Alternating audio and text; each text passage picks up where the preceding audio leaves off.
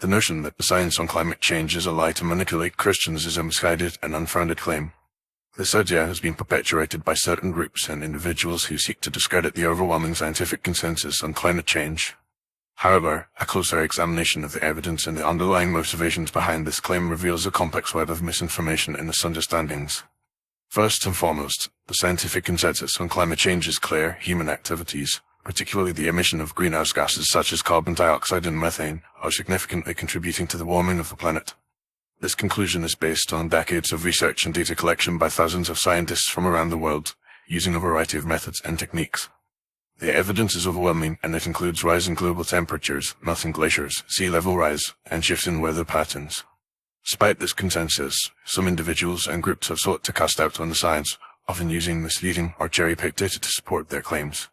One common tactic is to argue that climate change is a natural phenomenon and that human activities have little to no impact on the climate. However, this argument ignores the vast body of evidence that demonstrates the significant role of human activities in driving climate change. Some have also argued that the science on climate change is a hoax, perpetrated by scientists and politicians who seek to manipulate the public and gain control over the economy. This claim is often rooted in conspiracy theories, which are unfounded and lack any credible evidence. In reality, the scientific community is driven by a desire to understand the world and to develop effective solutions to the challenges we face, including climate change.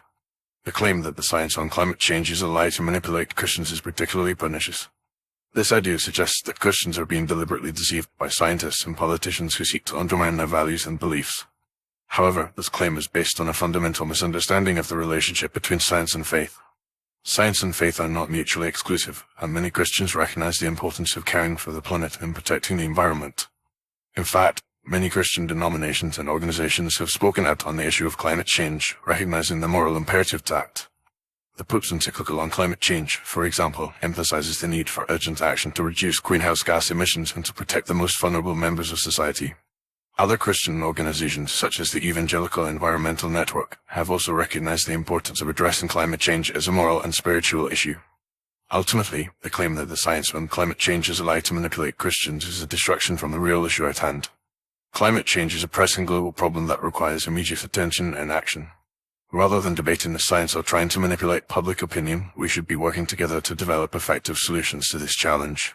This includes transitioning to renewable energy sources, increasing energy efficiency, and protecting natural ecosystems that help to regulate the climate. In conclusion, the science on climate change is clear, and it is not a lie to manipulate Christians.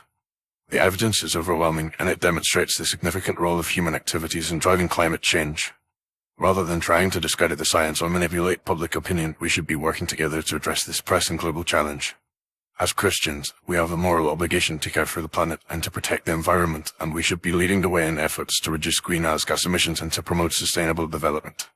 By working together and relying on the best available science, we can develop effective solutions to climate change and create a more just and sustainable world for all.